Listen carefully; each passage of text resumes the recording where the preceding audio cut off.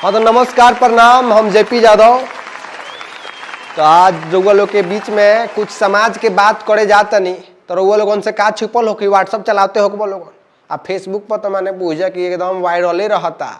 कोनो कहता मैं इनको लेके भागी हूँ, ये हमको नहीं लेके भागे हैं। हमनी के भोजपुरी इंडस्ट्री में तो मतलब कलमे लेके सुतत उठत का कहल जाला, बैठा रहे नहीं हम फट से गाना बनता एकदम रिलीज सुपर डुपर हिट। हमने इनको लेके भागा है तो नून रोटी खाएंगे, जिंदगी संग ही बिताएंगे। अब भाग जाता रहा लेके जेने देखो नहीं न्यूज सुने के मिला था कि फालना के लड़की चिलना के लड़का जोड़े भाग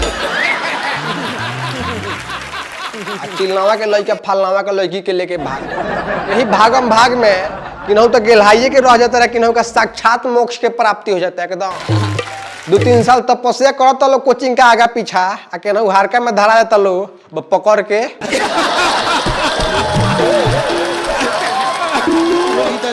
खलास।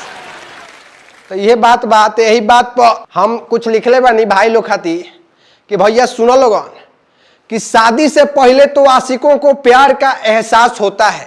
जाने का पीछा पगलाइल बारो लोगन, ओकरा बारे में कुछ जान जा लोगन कि आखिर मिले वाला का बालात जूता मिली और कुछ भेटाए वाला बा ना।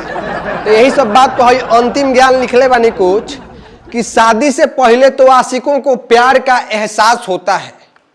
शादी से पहले तो आशिकों को प्यार का एहसास होता है और शादी के बाद गांव में बांस होता है।